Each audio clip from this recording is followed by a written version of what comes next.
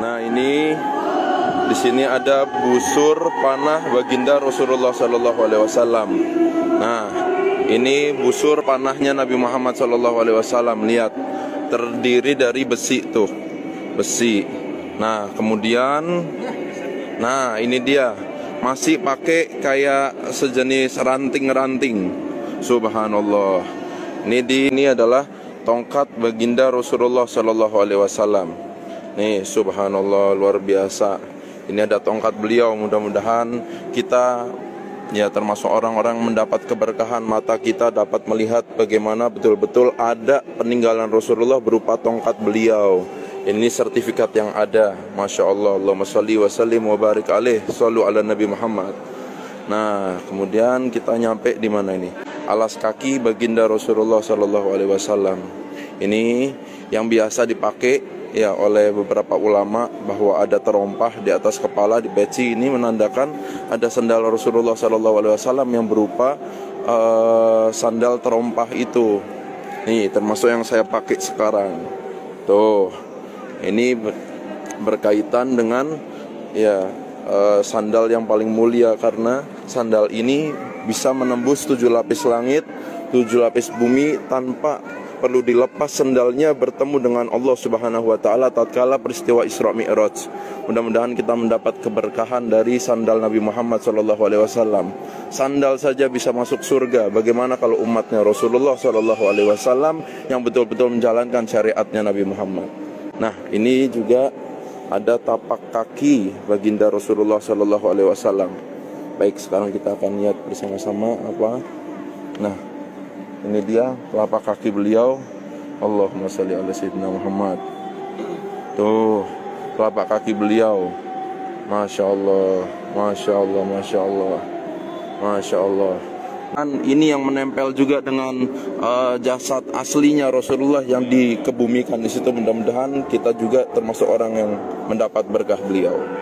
Kemudian kita lihat lagi. Silakan. Kemudian ada lagi sorban baginda Rasulullah Sallallahu Alaihi Wasallam. Nah, lihat ini semua ada imamah yang biasa dipakai oleh Rasulullah. Ini ada keterangan. Sorban ini adalah sorban yang paling sering Rasulullah Sallallahu Alaihi Wasallam pakai. Karena itu sorban ini menjadi sorban favoritnya beliau. Sorban ini diberikan kepada sahabat beliau yang paling disayang, yaitu Mu'ad bin Jabal. Semasa Mu'ad bin Jabal diperintahkan berdakwah di Palestina, dan akhirnya peninggalan ini menjadi hak milik ahli waris. Ya, ahli warisnya beliau memiliki beberapa jenis sorban yang terbuat dari bahan yang berbeda, seperti dari serat kayu, kain, dan kulit unta. Beliau memiliki sorban berukuran 5 meter berwarna hitam dan hijau yang merupakan warna favorit beliau.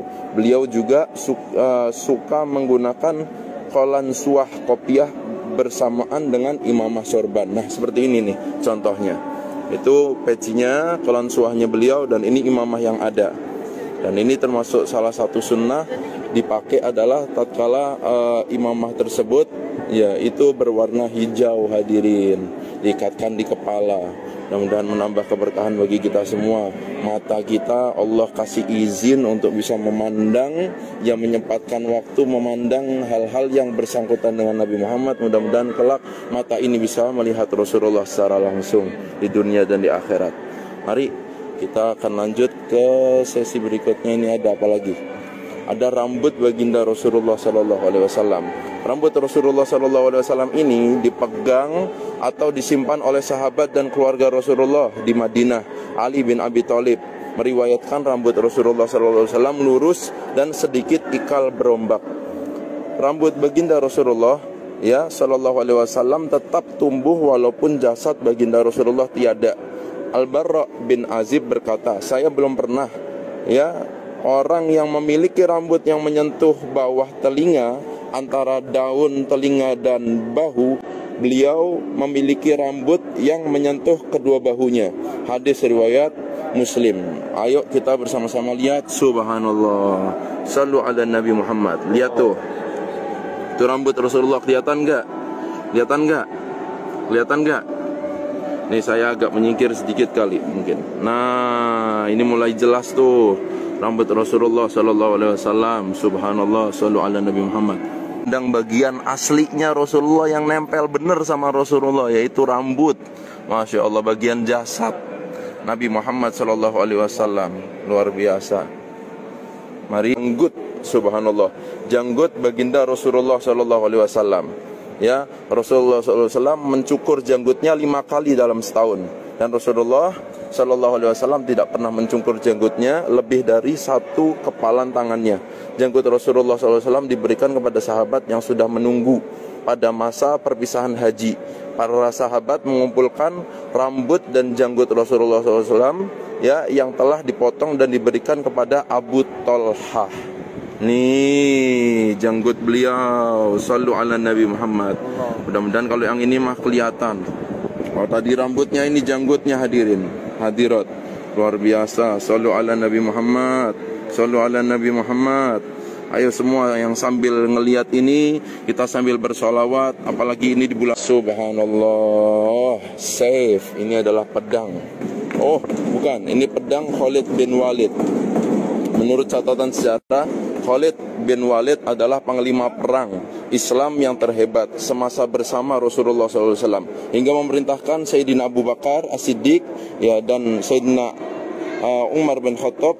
Beliau memiliki kurang lebih 200 bilah pedang dalam simpanannya. Pedang ini adalah satu pedang yang paling favorit beliau suka. Pedang ini dibuat, ya, di Persia dan India. Untuk sarung pedang ini telah ada beberapa perubahan dan penambahan dalam penampilannya, seperti batu dan warna.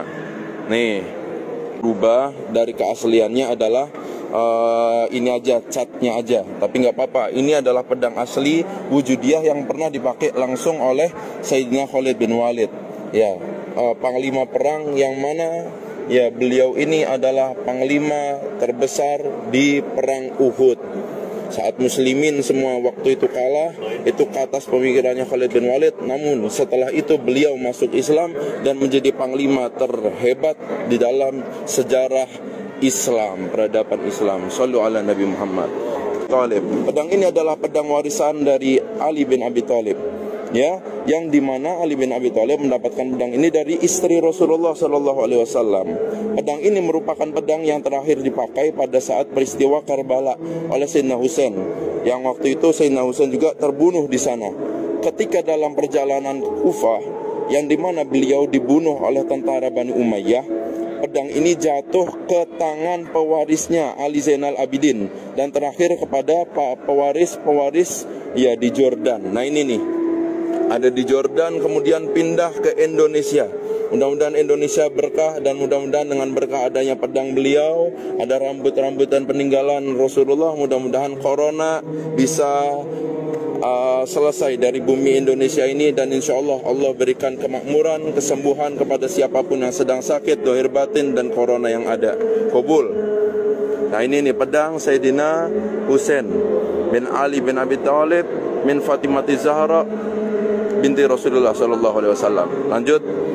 Ini ekstrak keringat baginda Rasulullah. Masya Allah. Ini dia yang disimpan oleh Sayyidatuna Aisyah, kemudian menjadi wewangian yang sangat amat semerbak, harumnya luar biasa.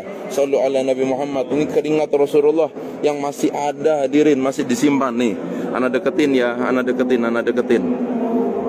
Tuh, Masya Allah. Sallu ala Nabi Muhammad, sallu ala Nabi Muhammad. Tuh keringat beliau, ana ingin cium. Luar biasa. Bekas wadah susu Rasulullah SAW, ya. Apa ini? Wadah susu ini adalah wadah minuman keluarga Rasulullah SAW, biasanya digunakan untuk mengisi susu unta dan susu kambing pada hari-hari tertentu, ya. Wadah susu ini digunakan untuk mengisi minuman susu baginda Rasulullah SAW. Sayyidatuna Fatimah Zahra, ya. Kemudian Sayyidina Ali, Sayyidina Hasan, Sayyidina Husain sekeluarga semasa beliau masih kecil. Nah ini wadahnya nih. Luar biasa hadirin, masih ada, masih bagus. Luar biasa. Ini kalau yang saya lihat, andai kata ini wadah nih dipakai sampai sekarang pun nggak ada bocor sama sekali. Dan wadah air Zam-Zam Rasulullah SAW. Masya Allah. Ya, ini awas, kamu minggir. Ya, kemudian wadah bekas air Zam-Zam Rasulullah SAW ini dibuat di negara Cina pada zaman dinasti Song. Wadah ini dibuat dari bahan yang dapat menetralisir racun dan anti basi. Wadah ini adalah salah satu dari 5 wadah air Zam-Zam yang dimiliki baginda Rasulullah. Wadah ini dipakai oleh keluarga beliau turun-temurun. Bekas wadah ini telah mengalami beberapa penambahan. Masya Allah, ini dia nih. Sallu ala Nabi Muhammad, sallu ala Nabi Muhammad, sallu ala Nabi Muhammad. Bekas Ka'bah Utsmaniyah. Oh, ini kunci Ka'bah zaman Utsmaniyah. Awal mula penggunaan kunci untuk Ka'bah pada tahun 1517. Kunci Ka'bah diganti setiap 3 tahun sekali. Di zaman pemerintahan Utsman, kunci Ka'bah telah diganti sebanyak 20 kali. Dan setiap pergantian tersebut memiliki jenis dan ukuran yang berbeda-beda. Nih, tuh lihat tuh, ini diantaranya. Masya Allah. Sallu ala Nabi Muhammad. Lanjut. Ini apalagi kunci makam baginda Rasulullah SAW. Masya Allah. Yuk kita lihat bersama-sama. Ini dia kunci makam Rasulullah. Kita ini kalau seandainya lagi ke Madinah, udah di depan makam, kita sulit untuk nyentuh kayak gini nih, sulit banget ini hadirin, karena askar banyak sekali. Oh, kita foto aja di situ udah beruntung banget. Ya, apalagi ini kita bisa sampai shoot bareng-bareng nge-live di depan makam, luar biasa. Ini pintu makam, bekas pintu makam. Sallu ala Nabi Muhammad. Oh, apa itu? Ada tulisannya. Wal habibul ladzi turja syafa'atuhu likulli haulim minal ahwali muqtahami. Nah, itu kan apa? Quran raksasa. Subhanallah. Benar ya? Masya Allah. Masya Allah. Tulisannya dan tulisan tangan lagi hadirin tuh. Tulisan tangan. Masya Allah. Ini juga mengingatkan kepada kita, ini bulan Ramadan, bulan Al-Quran. Ayo yang belum hataman Quran, cepetan hataman Quran, karena kesempatan tidak akan terulang 2 kali. Ya, tahun depan belum tentu kita ngalamin Ramadan lagi. Tahun depan belum tentu kita bisa cepat menghatamkan Al-Quran. Dan ini saat-saat pahala dikali lipatkan. Ini ada Al-Quran raksasa. Quran yang kecilnya ada di rumah kita, ada di lemari kita. Jangan sampai berdebu. Kita rawat, kita baca bareng-bareng. Ya, ini beginilah kurang lebih. Ini baju perang juga ada di sini tuh. Masya Allah. Sallu ala Nabi Muhammad. Ini anak detailin lagi, anak detailin. Tuh, ya, kelihatan nggak? Kelihatan nggak? Tuh anak muter nih. Kelihatan nggak? Kelihatan nggak? Kelihatan nggak? Tuh, kelihatan nggak? Itu batu sijil. Batu sijil ini seperti yang dikisahkan ya dalam Al-Quran surat Al-Fil. Batu ini sejenis batu meteorit yang diturunkan langsung oleh Allah Subhanahu wa Ta'ala dan diambil oleh burung ababil pada saat pasukan Abraha ingin menyerang Ka'bah dengan pasukan gajahnya. Di dalam batu tersebut terdapat kandungan kimia yang menyebabkan batu ini terasa panas, seperti yang diriwayatkan bahwa panasnya ini seperti panas api neraka, sehingga batu ini dapat menghancurkan pasukan Abraha. Batu ini ditemukan di kota Makkah. Ayo kita lihat batunya. Oh, ini dia nih. Batu sekecil ini hadirin, kebayang nggak? Gajah-gajah Abraha waktu itu musnah sampai makul, seperti hanya ulat yang memakan daging bolong. Jadi dari ujung kepalanya gajah sampai ke bawah itu bolong hadirin, kayak kertas yang kejatuhan api. Jadi langsung bolong begitu, padahal itu daging gajah. Dan bisa kebayang, daging yang paling kuat, yang paling kokoh, yang paling tebal, daging gajah kan. Kebayang nggak, onta itu nggak ada apa-apanya sama gajah, tapi ini batu ini bisa nembusin kulit gajah setulang-tulangnya, sampai bisa batu ini jatuh ke bawah dari atas kepala, dari atas badan punggung gajah, sampai nembus bolong ke bawah. Subhanallah, berasa ada kaligrafinya surat Al-Ikhlas. Siapa yang bikin, Ustaz? Ini seniman daripada Damaskus. Seniman para orang-orang Damaskus. Sebentar, kelihatan nggak sih? Dia bisa ditaruh di sini. Oh, taruh sini. Diperbesar. Oh gitu. Siap. Kelihatan nggak hadirin? Kelihatan nggak? Kelihatan nggak tuh? Kelihatan nggak itu? Ada tulisan tuh. Surat apa itu? Al-Ikhlas. Surat Al-Ikhlas. Masya Allah, surat Al-Ikhlas. Masya Allah, bisa tertulis di beras. Beras. Subhanallah, beras loh. Kebayang nggak sih beras nih, beras. Cemeti kulit digunakan semasa menunggang unta atau kuda. Cemeti ini terbuat dari kulit dan berbentuk tali, dan ada juga berbentuk lurus. Cemeti kuda ini adalah kepunyaan Sayyidina Ali bin Abi Thalib radhiyallahu an, dan kemudian diberikan kepada Rasulullah SAW semasa dalam peperangan. Cemeti ini berada di tangan Ali Zainal Abidin, terbuat dari kulit kambing dan berulu tembaga di depan dan di belakang. Coba kita lihat.